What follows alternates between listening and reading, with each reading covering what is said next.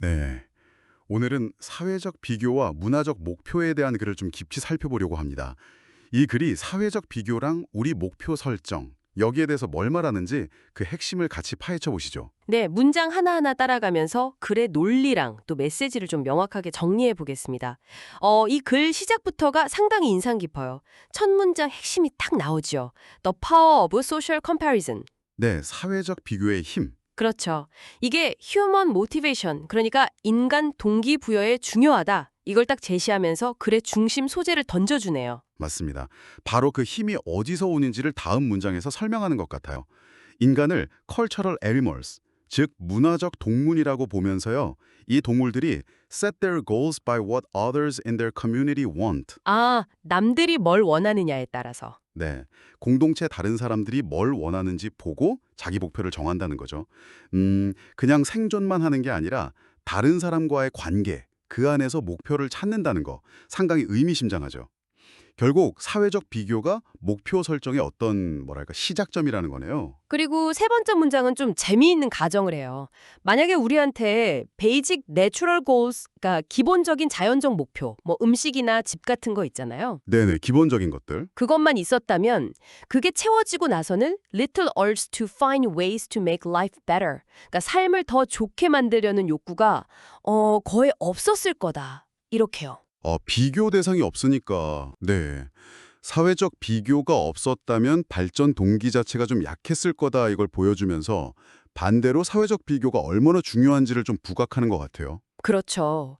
근데 네 번째 문장에서 벗으로 확 분위기를 바꿔줘. 현실은 그게 아니라는 거예요. 이 문화적 동물은 tunes into his society. 사회에 자기를 맞춘다는 거죠. 동조하는 거군요. 네. 그리고 더 중요한 건 society's standards change. 사회 기준이 변하잖아요. 그럼 거기에 맞춰서 learns to want whatever currently signifies the good life. 지금 현재 좋은 삶이라고 여겨지는 거, 그걸 원하도록 학습한다는 거예요. 학습한다. 이게 중요하네요. 목표가 고정된 게 아니라 사회 따라 계속 변하고 또 배워나간다는 거군요. 네. 그 변하는 기준에 대한 아주 구체적인 예시가 다섯 번째 문장이죠. 그렇죠. 한때는 럭셔리, 사치품이었던 게 넥스트 제너레이션, 다음 세대한테는 네세시티, 필수품이 된다. 뭐 케이블 TV나 두건째 차 같은 거요. 맞아요. 진짜 실감나는 예시죠. 앞에서 말한 사회 기준의 변화, 이게 딱 와닿잖아요. 그리고 여섯 번째 문장은 이 변화의 원리를 좀 더 깊게 파고 들어가죠. Shifting standards of happiness. 이 행복 기준이 자꾸 변하는 건 human motivational plasticity 때문이라고요. 인간 동기의 가소성. 네, 가소성. 근데 이 가소성이라는 게 결국에는 keeping up with one's neighbors. 그러니까 이웃을 따라잡으려는 성향에서 나온다고 설명을 해요. 가소성이라는 게 좀 어려울 수 있는데, 뭐랄까, 상황에 맞게 변화하는 유연성 같은 거잖아요. 그렇죠. 찰흙처럼. 네. 근데 그 근본에는 결국 이웃 따라하기, 즉 사회적 비교가 있다는 거죠. 이게 또 다른 표현인 셈이네요. 흥미로운 연결이에요. 그리고 마지막 일곱 번째 문장이 이 모든 논의를 딱 정리해주는 느낌입니다. 이렇게 막 변하는 와중에도 변하지 않는 컨스턴트 팩터, 불변의 요인이 있다. 핵심. 네. 그건 바로 cultural animals want to keep up with their peers. 문화적 동물은 끊임없이 자신의 동료를 따라잡기를 원한다. 이 욕구라는 거죠. 앞에서는 neighbors, 이웃이라고 했다가 여기서는 peers, 동료라고 했네요.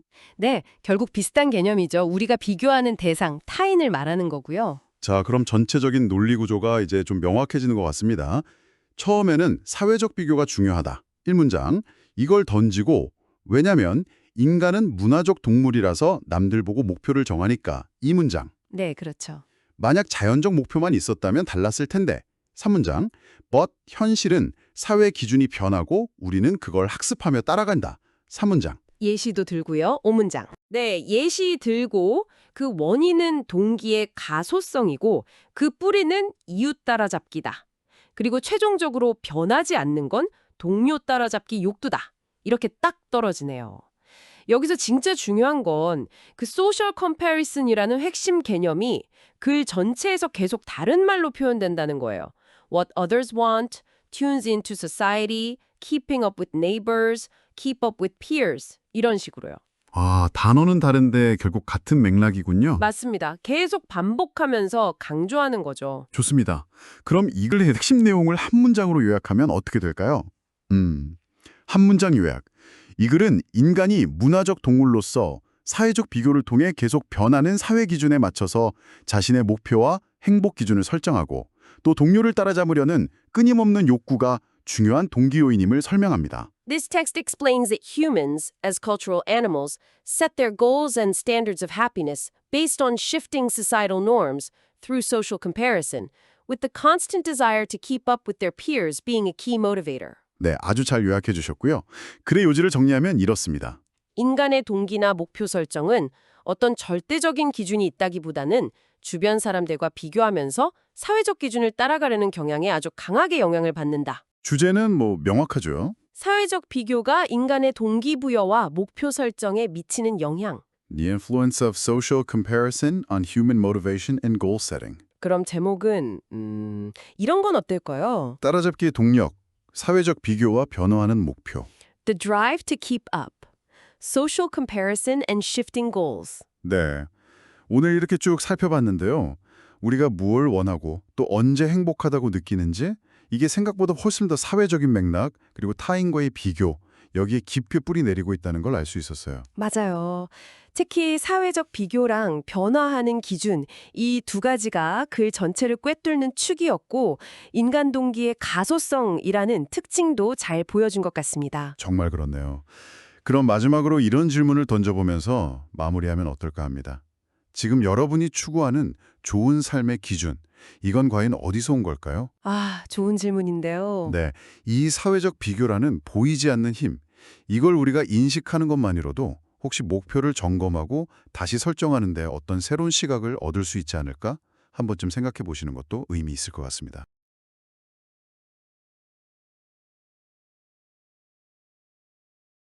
안녕하세요, 여러분. 더 딥다이브입니다. 오늘은 우리가 어떤 잠재적인 위험 같은 걸 어떻게 감지하고 또 반응하는지 이 과정에 대한 아주 흥미로운 글을 좀 깊이 살펴보려고 합니다. 네. 그 신경과학자 조셉 르두가 제안한 개념인데요. 우리 뇌 안에 말하자면 두 단계의 어떤 경보 시스템이 작동한다. 이런 이야기예요. 이 글을 보면서 그 과정을 한번 같이 따라가 보시죠. 네, 맞습니다. 이 글의 핵심은 그거죠. 우리 뇌가 어떤 위협을 딱 감지했을 때 처음에는 아주 빠르고 거의 자동적인 그런 반응을 보이고요. 그 다음에 이제 잠시 후에 좀 더 신중하게 상황을 다시 평가한다는 거예요. 아하. 이 글이 바로 그 두 단계 과정을 아주 명확하게 보여주고 있습니다. 첫 번째가 이제 글에서 말하는 Non-Conscious Danger Detector, 네. 무의식적 위험 탐지기죠. 그러니까 이름 그대로 우리가 하고 의식하기도 전에 먼저 작동하는 시스템인 거예요. 그러니까 뭔가 딱 봤을 때 저거 위험할 수도 있겠다 싶으면 제가 머리로 위험한 건가? 이렇게 생각하기도 전에 몸이 그냥 먼저 반응해 버린다는 거죠. 그렇죠. 그래서도 딱 그렇게 나오네요. 정보가 threatening, 그러니까 위협적으로 딱 감지가 되면 즉시 triggers a fear response, 공포 반응을 바로 일으킨다. 이렇게요. 네, 맞아요. 근데 이 첫 번째 반응 시스템, 이게 특징이 있어요. 네. 그래서도 very fast, 아주 빠르다고 하잖아요. 네. 그 대신에 fairly crude, 그러니까 좀 상당히 조악하다는 거죠. 그래서 sometimes make mistakes, 때때로 실수를 한다는 겁니다. 아, 그러니까 속도는 엄청 빠른데 정확성은 약간 떨어질 수 있다. 이런 거죠. 일단 경보부터 울리고 보는 셈이에요. 그렇군요. 그래서 우리가 별것도 아닌 거에 막 깜짝 놀라거나 가끔 오해하고 그럴 때가 생기는 거군요. 빠르긴 한데 실수가 있을 수 있다면 이걸 좀 보완해 줄 장치도 당연히 필요하겠네요. 정확합니다. 바로 그래서도 thus, 즉 따라서라는 이런 연결어를 딱 쓰면서 해결책을 제시해요. 네. 실수가 가능하기 때문에 secondary detailed processing system, 그러니까 2차적이고 상세한 처리 시스템, 이게 필요하다는 거죠. 그리고 이 두 번째 시스템의 역할은 명확해요. correct these mistakes. 첫 번째 시스템이 저지를 수 있는 그 실수를 바로잡는 것. 그렇군요. 여기서 이 thus라는 단어가 중요한 게 앞의 내용, 그러니까 빠른 시스템은 실수가 있을 수 있다는 그 한계 때문에 필연적으로 두 번째 시스템이 필요하다. 이런 논리적인 결론을 딱 이끌어내는 역할을 하는 거죠. 아, 네네. 그 과정을 좀 구체적인 예시로 보면 훨씬 이해가 잘 될 것 같은데요. 맞아요. 그래서도 딱 suppose, 가령 뭐뭐라고 가정해보자 이러면서 예를 들고 있죠. 등산하다가 long, skinny, brown object, 길고 가늘고 갈색인 어떤 물체를 봤다고 상상해보는 거예요. 네. 자, 이때 첫 번째 시스템, 그 무의식적인 시스템이 즉각적으로 작동하죠. 네. 그래서처럼 first thought is snake. 첫 생각은 그냥 뱀이다 이거고 반사적으로 stop quickly, 재빨리 딱 멈춰서게 되는 거죠. 그렇죠. 이게 바로 말씀하신 그 빠르고 자동적이지만 아직은 좀 불확실한 그런 초기 공포 반응인 거예요. 하지만 여기서 그냥 끝나는 게 아니죠. 이제 두 번째 시스템이 작동할 차례인데 그래서는 however, 그러나라는 말로 딱 전환을 보여주죠. 네, 그렇죠. 반전. upon closer analysis. 그러니까 좀 더 자세히 이렇게 살펴보니 그 물체가 사실은 a branch, 그냥 나뭇가지였다는 걸 깨닫게 된다는 거죠. 네. 여기서 이 however라는 단어가 그 빠른 첫 반응하고 신중하게 다시 분석한 결과 사이의 어떤 명확한 대조를 보여주면서 그 두 번째 시스템이 어떻게 오류를 수정하는지를 정말 잘 보여주는 것 같아요. 맞아요. 그 대조가 핵심이죠. 그래서 이제 마지막 문장은 이 전체 과정을 아주 깔끔하게 요약을 해줍니다. Initial, crude analysis, non-consciously. 그러니까 초기에 좀 조악한 분석은 무의식적으로 이루어지고 그 다음에 more detailed conscious analysis, 더 상세하고 의식적인 분석이 뒤따른다. 이렇게요. 아하. 사실 이 글 전체를 보면요. 같은 아이디어를 계속 다른 말로 표현하고 있어요. 예를 들어 무의식적 탐지기, 나 무의식적 분석, 문장 1, 3, 8. 이걸 나중에는 초기의 조악한 분석, 문장 8. 이렇게 다시 말하고요. 네네. 또 2차적이고 상세한 처리 시스템, 문장 4는 더 자세한 분석, 문장 7. 이런 식으로 표현을 조금씩 바꿔가면서 개념을 더 구체화하고 있는 거죠. 아, 그렇군요. 그럼 이 글의 논리 구조를 한번 정리해 볼까요?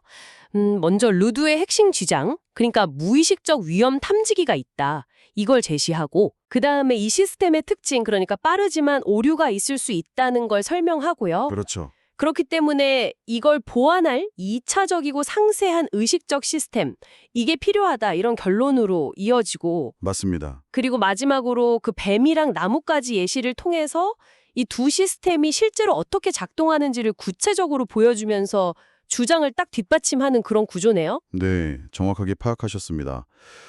자, 그럼 이 글의 핵심 내용을 한번 간추려 볼까요? 한 문장으로 요약하면 이렇게 될 것 같아요.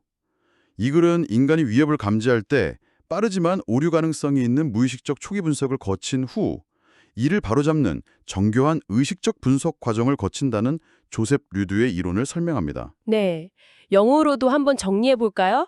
This text explains Joseph Ledous's theory that humans detect threats through an initial, fast but error-prone non-conscious analysis, followed by a more detailed conscious analysis that corrects potential mistakes. 좋습니다. 그럼 글의 요지는 이렇게 볼 수 있겠네요. 인간의 뇌는 생존을 위해서 빠르고 자동적인 무의식적 위험 감지 시스템, 그리고 정확성을 확보하기 위한 느리고 의식적인 분석 시스템, 이 두 가지를 모두 활용한다. 네, 영어로는 The human brain utilizes both a fast, automatic, non-conscious danger detection system for survival and a slower, conscious analysis system to ensure accuracy. 이렇게 되겠네요. 네. 그럼 주제는 간단하게 두뇌의 이중 위험 처리 과정 정도가 되겠고요. 영어로는 The Brain's Dual Process for Danger Assessment. 그럼 제목을 한번 붙여본다면 두뇌 속 위험 탐지기, 무의식과 의식의 협력, 이런 건 어떨까요? 오, 좋은데요. 영어로는 The Brain's Danger Detector, How Non-Conscious and Conscious Systems Cooperate. 딱 어울리냐. 결국 우리 안에 그 빠른 본능적인 반응하고 또 신중한 이성적인 판단, 이 두 가지가 서로 잘 협력하면서 우리가 세상을 좀 더 안전하고 또 정확하게 인식하도록 돕는다는 거군요. 아, 정말 흥미로운 균형인 것 같아요. 그렇죠. 어떻게 보면 정말 정교한 시스템이죠. 그 빠른 반응 덕분에 일단 위험을 피할 수 있고 또 신중한 분석 덕분에 불필요한 공포에서는 벗어날 수 있으니까요. 이게 생존과 적응에 굉장히 효과적인 전략인 셈이죠. 네, 맞습니다. 오늘은 조셉 루드의 이론을 통해서 우리 뇌의 이 흥미로운 위험 감지 시스템을 함께 들여다봤습니다. 이 빠른 직감과 느린 분석의 상호작용이 꼭 위험 감지가 아니더라도 우리가 일상에서 내리는 다른 여러 결정이나 감정에는 또 어떤 식으로 영향을 미치고 있을지 이런 걸 생각해 보는 것도 참 재미있을 것 같습니다. 오늘 탐구는 여기서 마무리하겠습니다. 안녕하세요. 오늘 여러분과 함께 살펴볼 자료는 평생학습과 문제 해결에서 가져온 내용인데요. 이 글을 보면서 이 평생학습이란 게 어떻게 문제 해결 능력을 키워주는지 그 논리를 한번 따라가려고 합니다. 네, 좋습니다. 글의 어떤 구조로 또 어떤 핵심 주장으로 우리를 설득하는지 그걸 좀 자세히 보죠. 그러면서 자연스럽게 여러분 각자의 학습이나 문제 해결 방식에 대해서도 생각해 보시면 좋을 것 같아요. 네, 글 시작부터 딱 질문을 던지죠. How do we improve our problem solving skills? 그러니까 문제 해결 능력을 어떻게 키울까? 이거잖아요. 그러면서 바로 실마리를 주는데 It first starts simply with the intrinsic desire to learn. 여기서 핵심은 intrinsic desire to learn. 네, 맞아요. 배우려는 어떤 그 내재적인 욕구? 여기서 모든 게 시작된다. 뭐 이런 말이네요. 그렇죠. 가장 근본적인 출발점을 딱 짚어주는 거죠. 뭐랄까, 기술이나 지식 쌓기 이전에 그 배우려는 마음 자체가 먼저다. 이걸 분명히 하는 것 같아요. 그리고 바로 이어서 lifelong learners, 이 평생 학습자들 얘기가 나오고요. 네. Lifelong learners too are frequently interdisciplinary thinkers. 평생 학습자들은 자주 interdisciplinary thinkers다. 그러니까 여러 분야를 넘나들면서 생각하는 사람들이라고요. 네, 앞에서 말한 그 배우려는 욕구 있잖아요. 그게 구체적으로 어떤 생각하는 방식으로 나타나는지를 여기서 보여주는 거죠. 아, 평생학습자는 그냥 한 분야만 파는 게 아니구나. 좀 더 넓게 여러 분야를 걸쳐서 생각하는구나. 이런 특징을 제시하는 거고요. 아하, 그럼 왜 그 interdisciplinary thinkers가 중요하냐? 이게 또 바로 다음 문장에 설명이 되네요. 그랬죠. 복잡함과 미묘함, 영어로는 complexities and subtleties라고 했는데 이것들의 가치를 알고 또 때로는 전혀 다른 분야의 아이디어가 문제 해결의 실마리, 즉 a solution이 될 수도 있다는 거잖아요. 맞습니다. 여러 분야를 이렇게 아우르는 생각이 왜 좋은지, 왜 강력한지를 설명하는 거죠. 그냥 겉핥기식 지식이 아니라 다양한 개념들 사이에 좀 깊은 연결고리를 보고 생각지도 못한 곳에서 해결책을 찾아낼 수 있다. 이런 능력을 강조하는 거고요. 근데 여기서 좀 재밌는 포인트가 있어요. 저자가 우리가 꼭 모든 분야의 전문가, 스페셜리스트가 돼야 한다. 이렇게 말하는 건 아니라고 딱 선을 그어요. 네, 그 부분이 중요하죠. 오히려 on the contrary. 이 표현을 쓰면서 반대 얘기를 하잖아요. 중요한 건 recognize where their knowledge ends. 내가 어디까지 아는지, 그 지식의 한계를 아는 게 중요하다고. 아, 이 on the contrary가 분위기를 확 바꾸네요. 맞아요. 아주 중요한 지점이에요. 이 on the contrary가 흔히 가질 수 있는 오해, 그러니까 평생학습은 뭐든지 다 알아야 한다는 그런 생각을 깍 반박하면서 논점을 확 틀어버리는 거죠. 핵심은 지식의 양이 아니다. 내가 뭘 모르는지를 아는 것, 그 메타인지, 즉 knowledge ends를 아는 능력이다. 이거죠. 이게 또 평생학습의 중요한 역량이라는 걸 보여주는 거고요. 아, 그러니까 모르는 걸 아는 게 중요하다. 네. 그리고 그 knowledge ends, 이 지식의 한계를 아는 게 다음 단계로 바로 이어지네요. 네. Those self-perceived frontiers can also reveal when collaboration is required.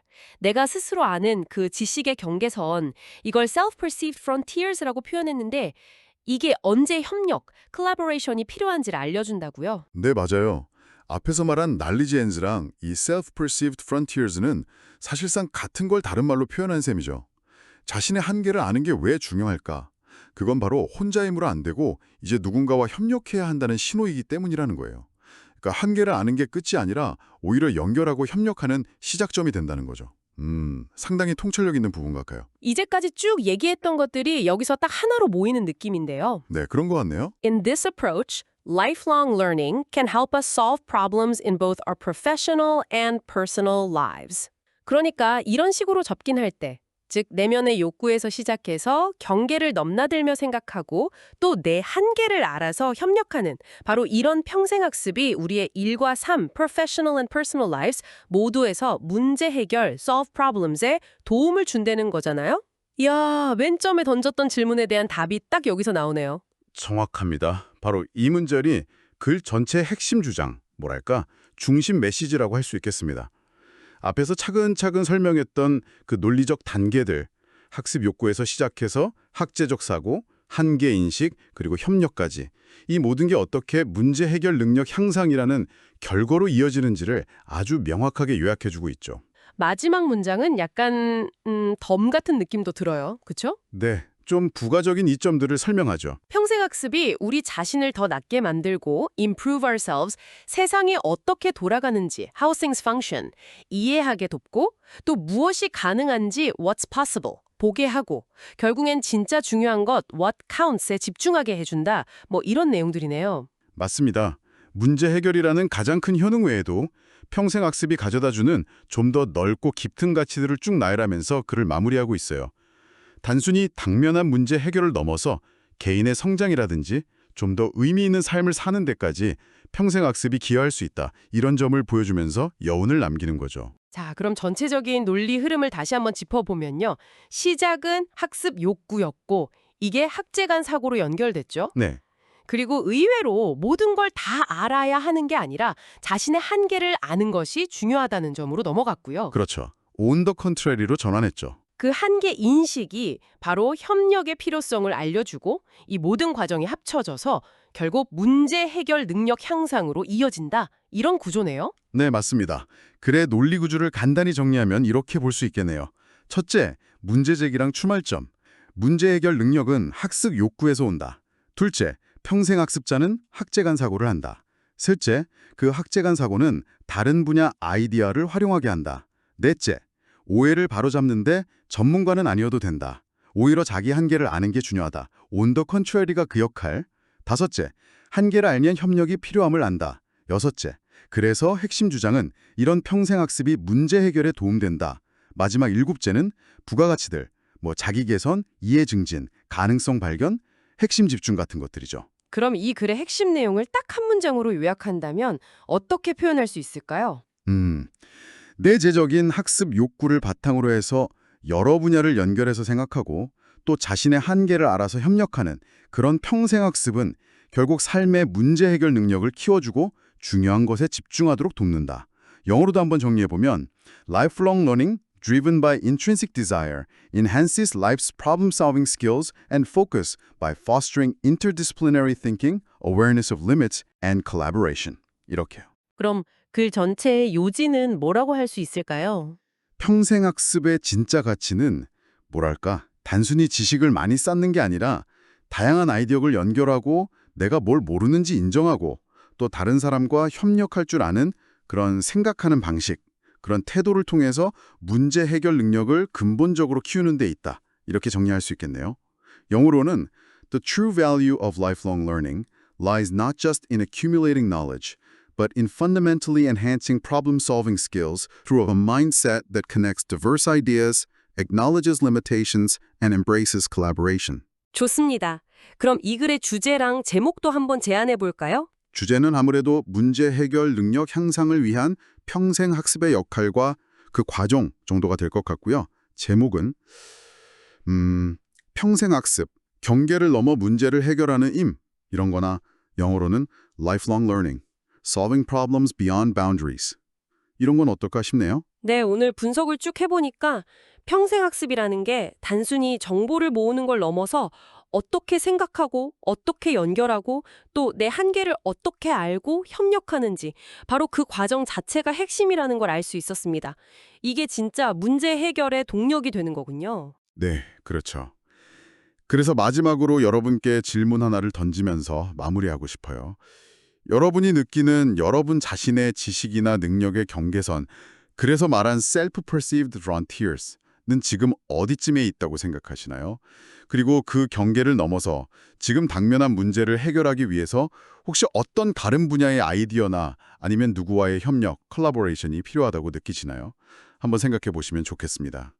정말 스스로에게 던져볼 만한 좋은 질문이네요. 오늘 깊이 있는 분석 감사합니다. 다음에 또 뵙겠습니다.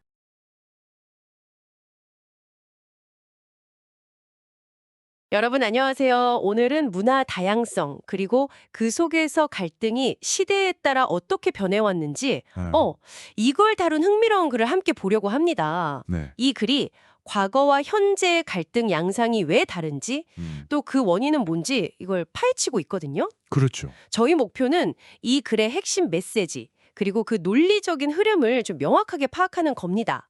자, 그럼 바로 시작해 볼까요? 네, 좋습니다. 이 글의 핵심을 딱 뽑아내면서 그 의미를 같이 좀 곱씹어보는 시간을 갖죠. 일단 출발점 자체가 흥미로워요. 맞아요. 첫 문장에서 always been very diverse 이 표현 있잖아요. 네네. 인류 사회가 물리적, 사회적 환경에 적응하는 방식에서 항상 매우 다양했다. 이걸 딱 전제로 깔고 시작하더라고요. 그러니까 이 diversity, 다양성이 전체를 아우르는 뭐랄까 핵심 키워드인 거죠. 그렇죠. 그런데 재밌는 건 바로 다음 문장에서 이 다양성에도 불구하고 과거에는 limited conflict, 그러니까 갈등이 좀 제한적이었다 이렇게 말한다는 거예요. 항상 다양했는데 갈등은 적었다. 왜 그랬을까요? 그 답이 바로 다음 문장에 나와요. Initially, 처음에는 말이죠. 갈등이 주로 competition for natural resources 때문에 일어났다고 설명해요. 자원 경쟁. 네, 생존에 꼭 필요한 자원, 그걸 둘러싼 다툼이 초기 갈등의 주된 모습이었다는 거죠. 그리고는 an example of this 라면서 구체적인 예를 들죠. 북미 Plains Indians 부족들이 그 생존에 정말 중요했던 territory and for buffalo. 영토와 버팔로. 네, 이걸 두고 경쟁했던 걸 예로 들어요. 앞서 말한 그 natural resources, 자연자원이 뭔지 딱 보여주는 부분이죠. 버팔로가 또 메인 푸드 소스였다고 하니까요. 맞습니다. 그리고 과거 갈등의 그 중요한 특징을 얼도우라는 접속사를 써서 강조하는데 이게 뭐냐면 이런 자원 경쟁이 종종 심각했지만 그럼에도 불구하고 highly localized, 즉 매우 지역적이었다는 거예요. 특정 지역 안에서만 일어났다? 네, 그렇죠. 갈등이 그 지역이나 부족 간의 문제, 거기에 좀 머물렀다는 뜻이죠.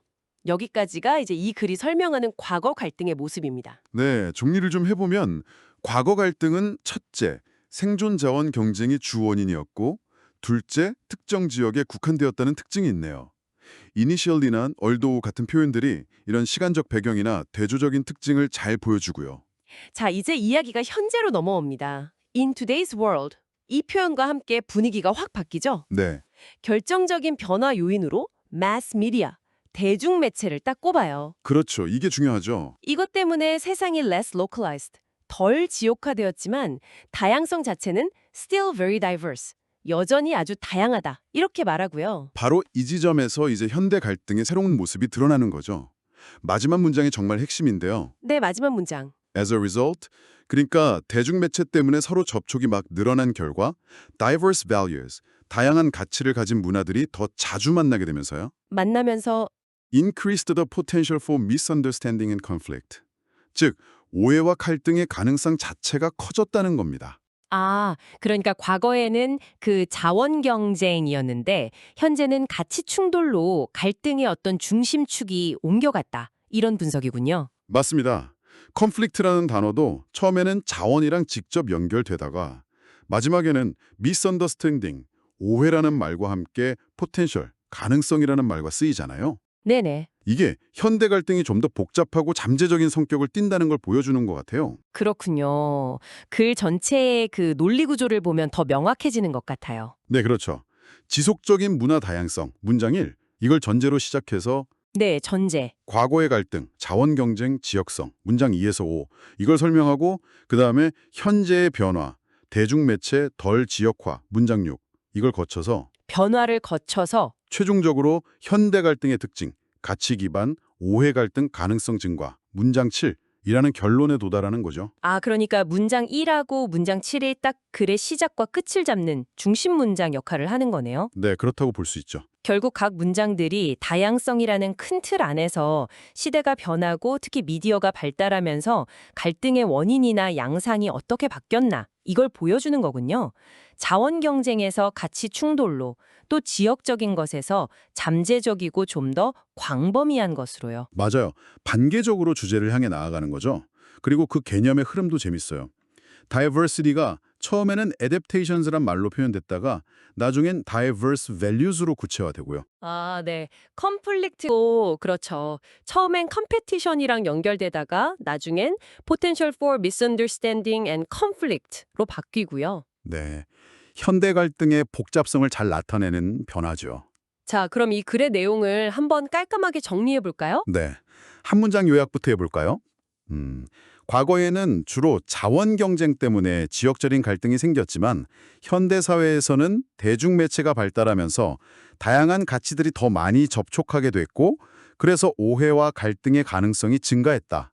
영어로도 정리하면 Summary. While past conflicts often stemmed from localized competition for resources, modern mass media facilitates contact between diverse values, increasing the potential for misunderstanding and conflict globally. 좋습니다. 그럼 글의 요지는 이렇게 정리할 수 있겠네요. 문화 다양성 속에서 갈등의 원인과 양상은 시대 변화, 특히 미디어 발달에 따라서 자원 경쟁 중심의 지역적 갈등에서 가치 충돌 중심의 잠재적 갈등으로 진화했다. 이것도 영어로 정리하면 Main idea. The nature and cause of conflict amid cultural diversity have evolved, initially localized and resource-based.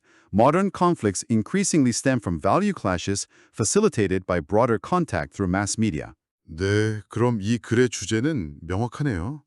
문화 다양성 속 갈등의 진화. Theme, the evolution of conflict amid cultural diversity. 네, 제목을 만약 붙인다면 갈등의 변화, 자원에서 가치로 이 정도가 괜찮을 것 같습니다. Title, Shifting Conflicts, From Resources to Values. 오늘 살펴본 글은 시간이 흐르면서 특히 이 소통 방식이 혁신적으로 변하면서 인간사회 갈등 모습이 정말 근본적으로 어떻게 바뀌었는지 이걸 명확하게 보여주는 것 같아요. 네, 그렇죠. 과거의 어떤 눈에 보이는 자원 다툼에서 현대에 좀 보이지 않는 가치의 충돌로 무게중심이 옮겨갔다는 점, 이게 핵심이겠죠. 네, 정말 흥미로운 분석이었습니다. 이 글은 단순히 과거와 현재를 이렇게 딱 나누는 걸 넘어서 우리가 지금 마주하는 갈등의 그 복잡한 본질을 이해하는데 아주 중요한 단서를 주는 것 같아요. 잠시 멈춤. 음, 그렇다면 여기서 한 가지 질문이 남습니다. 앞으로 점점 더 중요해질 이런 가치 기반의 잠재적 갈등, 이걸 줄이기 위해서 우리 사회와 또 개인은 어떤 노력을 해야 할까요? 생각해볼 문제네요. 네, 이 질문을 여러분께 남기면서 오늘 저희의 탐구는 여기서 마무리하겠습니다.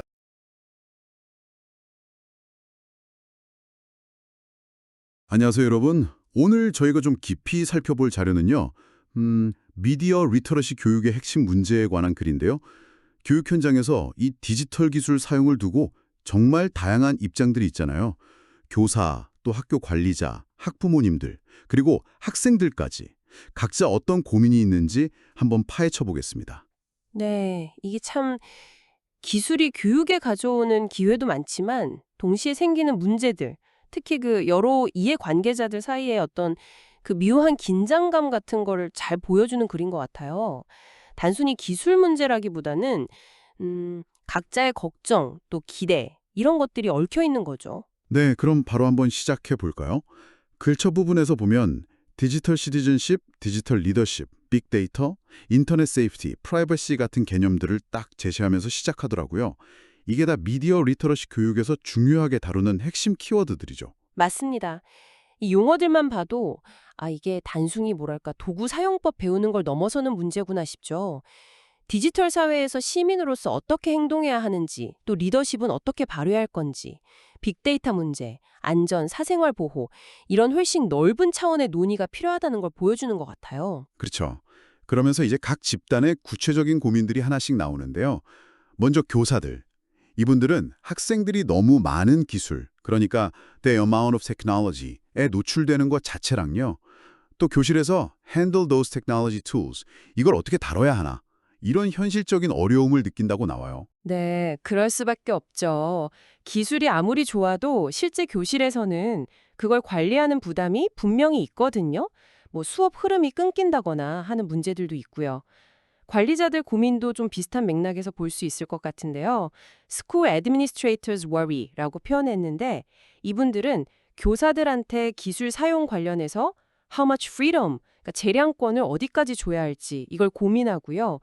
또 학생들이 학교 네트워크 서비스에 접근하는 걸 어디까지 허용해야 되나 이런 걱정을 한다는 거죠. 아, 그러네요. 교사들은 당장 내 교실에서의 고민이라면 관리자들은 학교 전체의 어떤 정책이나 안정성 이런 걸 같이 생각해야 하니까요. 그 사이에서 좀 줄다리기를 하는 느낌이네요. 맞아요. 그리고 여기에 또 학부모님들 걱정이 더해지죠. Parents worry. 이분들은 자녀들이 온라인상에서 how their children might be exploited. 혹시라도 뭐 착취를 당하거나 위험한 상황에 처하지 않을까 이런 불안감이 아주 크시다는 거예요. 네, 이건 뭐 온라인 환경 자체의 위험성에 대한 사회적인 우려도 반영된 것 같고 또 자녀 안전에 대한 부모님의 어떤 본능적인 걱정이기도 하고요. 그렇죠. 근데 여기서 되게 흥미로운 지점이 바로 다음 순서, 학생들 목소리인 것 같아요. 맞아요. 학생들은 want to know why. 그러니까 왜 자꾸 자기들이 쓰고 싶은 도구들을 학교에서 monitored, taken away, or limited 하냐는 거죠. 감시하거나 뺏거나 제한하는 이유가 뭐냐 이렇게 묻고 싶어 한다는 거예요. 그리고 왜 education is not keeping up, 교육은 이렇게 기술 변화 속도를 못 따라오는지, 또 어른들은 왜 자신들이 become leaders with technology, 그러니까 기술을 통해서 리더가 될 수 있는 잠재력을 잘 몰라주는지 이런 의문들을 제기한다는 거죠. 네, 여기서 딱 시각 차이가 드러나잖아요. 어른들은 주로 통제나 안전 관점에서 기술을 보는데 학생들은 가능성이나 자율성 관점에서 좀 더 접근하는 경향이 있는 것 같아요. 글 안에서도 보면 걱정이라는 감정이 교사나 관리자, 학부모한테는 concerned, worry 이렇게 표현되다가 학생들한테 가서는 want to know why, 그러니까 왜라는 질문, 의문으로 바뀌는 것도 그런 차이를 보여주는 것 같고요. 아, 정말 그러네요. 그러고 보니 기술을 가리키는 말도 조금씩 다르네요. technology, technology tools, platforms, network services, tools 이렇게 다양하게 쓰이는 걸 보면 각 입장에서 기술을 바라보는 미묘한 관점 차이가 이런 단어 선택에서도 드러나는 것 같기도 하고요. 네, 맞아요. 결국 이 모든 다양한 입장과 우려들이 그래 마지막 문장으로 딱 모이는 그런 구조군요. 네, 바로 그겁니다.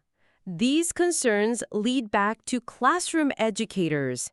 이 문장이 아주 핵심이죠. 앞에서 쭉 이야기했던 교사, 관리자, 학부모, 학생들의 그 모든 걱정들. 그러니까 these concerns가 결국에는 교실 현장의 교사에게 다 돌아온다는 거예요. 교사는 이 모든 이슈들, all these issues를 다 알고 있어야 하고 동시에 또 bringing some perspective, 어떤 균형 잡힌 시각을 제공해야 하는 뭐랄까 정말 어려운 역할을 떠맡게 된다는 거죠. 와, 듣고 보니 정말 그렇네요. 미디어 리터러시라는 큰 담론에서 시작해서 구체적인 기술 사용 문제들, 또 각 집단의 우려를 쭉 보여주다가 마지막에는 이 모든 부담이 교사에게 집중된다는 걸로 딱 마무리하는 흐름이군요. 네, 정확히 보셨어요. 그래서 이 글 전체의 어떤 논리적인 흐름을 보면 주제를 제시하고 각 이해 관계자의 우려를 병렬적으로 보여준 다음에 마지막에 이 모든 것이 교사에게 수렴된다. 이렇게 딱 정리가 되는 거죠. 결국 이 글은 교육 현장에서 기술을 활용하는 문제가 단순히 뭐 기술 도입하자 말자 이런 차원을 넘어서서 관련된 모든 사람들, 또 복잡한 마음, 또 기대 이런 것들을 어떻게 잘 조율할 것인가의 문제고 그 중심에 교사가 딱 서 있다는 걸 보여주는 거군요. 네, 맞습니다. 아주 정확하게 파악하셨어요. 그럼 이 글의 내용을 한 문장으로 요약하면 어떨까요? 뭐랄까, 이 글은 미디어 리터러치 교육과 관련해서 교사, 관리자, 학부모, 학생 이렇게 다양한 이해관계자들이 기술 사용에 대해 느끼는 그 복잡한 걱정이나 질문들을 잘 보여주면서 결국 이 문제들이 교실 교육자에게 집중된다는 점을 말해주고 있다. 이렇게 정리할 수 있겠네요. 네.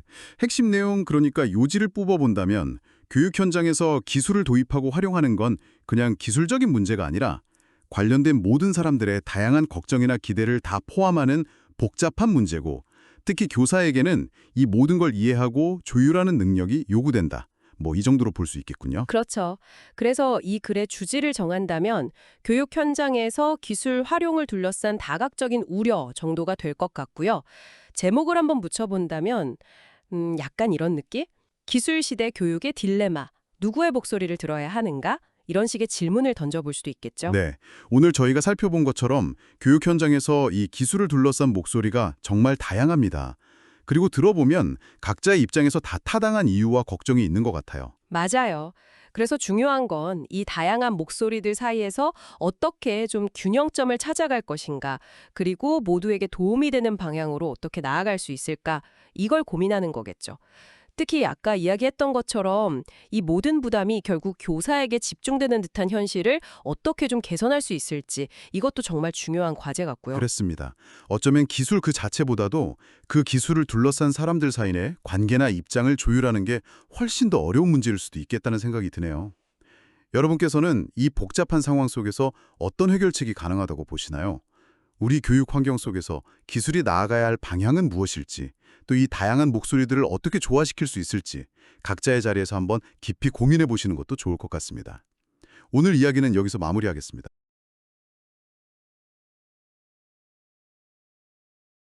여러분 안녕하세요. 오늘 저희가 파헤쳐볼 단어는 바로 creativity, 창의성입니다. 이 단어 굉장히 익숙하잖아요. 네, 그렇죠. 매일같이 쓰는 말인데요. 근데 이 단어 뒤에 숨겨진 역사가 생각보다 훨씬 드라마틱하다는 거 알고 계셨나요? 저희가 오늘 창의성의 역사적 의미라는 자료를 좀 깊게 들여다보려고 합니다. 아, 네. 그 자료 보면 정말 흥미로운 지점들이 많죠. 오늘날 우리가 생각하는 그 창의성이라는 개념이 사실은 처음부터 있었던 게 아니거든요. 맞아요. 어떻게 보면 인간 고유의 능력이라고 생각하기 쉬운데 원래는 신의 영역이었다는 거잖아요. 네, 맞습니다. 그 신의 영역에서부터 지금 우리가 아는 인간의 능력으로 의미가 넘어오기까지 수백 년이 넘는 시간이 걸렸다는 거죠. 그 과정을 한번 따라가 보겠습니다. 와, 수백 년이라니. 정말 긴 시간이네요. 그럼 어디서부터 이야기를 풀어가 볼까요? 자료 첫 부분에서 크리에이티비티 자체를 역사의 중요성을 보여주는 예시로 들고 있던데요. 네, 그렇죠. 바로 그 단어의 어원부터 시작하는 게 좋을 것 같아요. 어원이요? 네. 이 크리에이티비티라는 단어의 뿌리는 라틴어 동사 크레아레입니다. 크레아레. 어떤 뜻인가요? 뜻 자체는 무언가를 만들어내다, 생산하다. 그러니까 영어로 표현하면 bring something forth 정도가 되겠네요. 아, bringing something forth. 무언가를 세상에 나오게 한다. 이건 뭐랄까, 지금 우리가 아는 창조의 의미랑 비슷하게 들리는데요? 네, 여기까지는 그렇죠. 근데 여기서 이제 반전이 시작됩니다. 반전이요? 자료에 따르면 이 크레이라는 개념이 처음에는 not apply to human creativity, 그러니까 인간의 창의성에는 전혀 적용되지 않았다는 거예요. 네, 인간한테는 안 썼다고요? 네, 무려 수세기 동안이나요. 이렇게 핵심입니다. 와, 그럼 대체 누구한테 썼던 거죠? 당시의 창조, 즉 creation이라는 개념은요, 오직 God, 신, 아니면 generative powers of nature, 그러니까 자연이 가진 어떤 생성 능력, 이런 것과만 관련이 있었어요. 아, 그러니까 인간은 창조의 주체가 아니었다. 이런 거군요. 정확합니다. 인간은 그냥 만들어지는 대상에 가까웠던 거죠. 그럼 그 당시에 인간들이 뭔가 만들고 뭐 예술활동 같은 거 했을 텐데 그런 건 뭐라고 불렀을까요? 신의 창조랑은 다른 말이 있었나요? 아, 네, 당연히 있었죠. 자료에서도 그 부분을 짚어주는데요. different terms, arts and artists 라는 표현이 나옵니다. arts 그리고 artists. 약간 art랑 비슷하게 들리는데요. 네, 맞아요.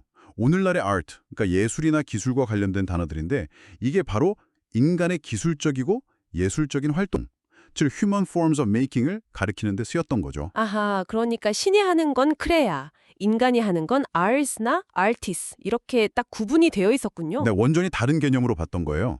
이게 언어에서도 명확하게 드러납니다. 언어에서요? 어떻게 드러나죠? 예를 들어서 13세기에 create라는 동사가 처음 쓰일 때 용례를 보면요.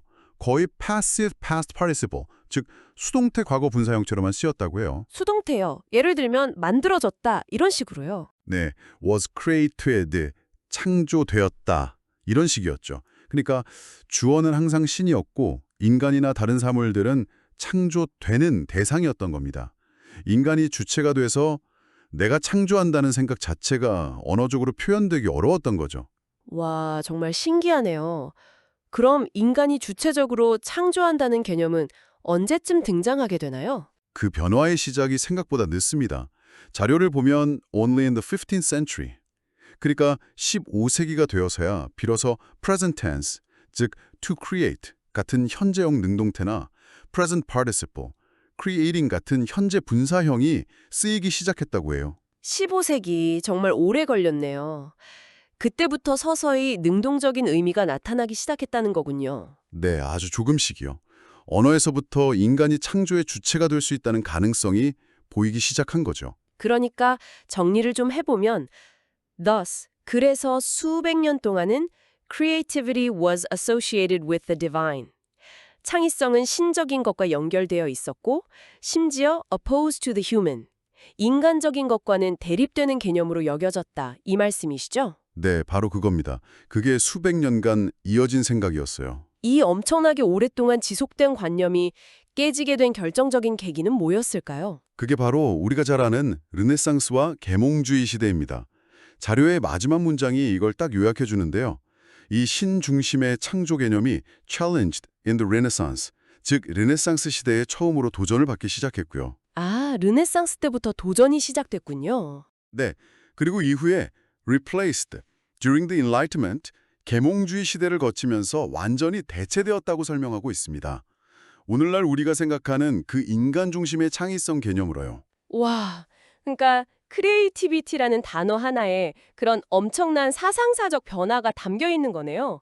라틴어 크레아레에서 시작해서 오랫동안 신의 전유물이었다가 인간의 만들기를 뜻하는 아르스 알티스와 구분되다가 네, 그러다가 르네상스와 계몽주의라는 큰 파도를 넘어서야 비로소 인간의 능력으로 자리 잡게 된 거죠. 정말 긴 여정이었어요. 네, 정말 긴 여정이 있네요. 자, 그럼 이 글 전체 내용을 한 문장으로 딱 요약한다면 어떻게 될까요? 한국어로 먼저 해볼까요? 이렇게 정리할 수 있겠네요. 이 글은 크리에이티비티가 본래 신적 창조를 뜻했으나 르네상스와 계몽주의를 거치며 점차 인간의 능력과 관련된 개념으로 역사적으로 의미가 변화해온 과정을 추적한다. 아, 깔끔하네요. 영어로도 한번 정리해볼까요? This text traces the historical evolution of the word creativity, showing how its meaning shifted over centuries from denoting divine creation to encompassing human capability, particularly challenged during the Renaissance and replaced during the Enlightenment. 네, 좋습니다. 딱 그 내용이죠. 그럼 이 글의 요지, 핵심 메시지는 뭘까요? 요지는 이거죠. 크리에이티비티의 현대적인 의미는 그냥 주어진 게 아니라 역사적으로 만들어진 것이고 그 과정에서 신성 중심에서 인간 중심으로 개념이 크게 전환되었다는 점입니다. The modern meaning of creativity is historically constructed. Initially associated with the divine, it transitioned to a human-centric concept through the Renaissance and Enlightenment period. 이 말씀이시군요. 네, 맞습니다. 그렇다면 이 글의 주지는 명확하네요. 크리에이티비티 개념의 역사적 의미 변화. 그렇죠. The historical evolution of the concept of creativity. 제목을 붙여본다면 창의성, 신성에서 인간성으로. 오, 좋네요. Creativity, from divine to human. 아주 적절한 제목 같습니다. 아, 오늘 정말 creativity라는 단어 하나를 가지고 시간 여행을 한 기분입니다. 평소에 너무 당연하게 쓰던 말인데 그 안에 이런 깊은 역사와 생각의 변화가 담겨 있었다니 놀랍네요. 네, 그렇죠.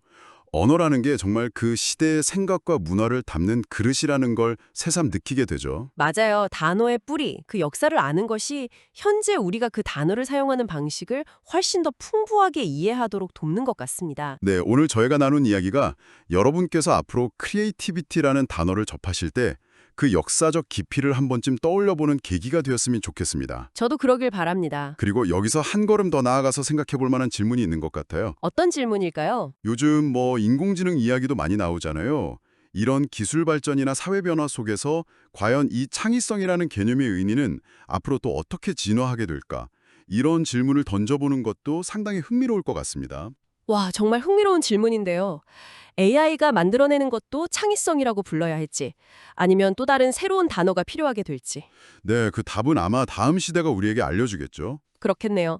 오늘 정말 깊이 있는 분석과 통찰 감사했습니다. 아닙니다. 즐거운 시간이었습니다. 다음에도 여러분의 지적 호기심을 자극할 수 있는 흥미로운 주제로 다시 찾아뵙겠습니다. 함께해 주셔서 감사합니다.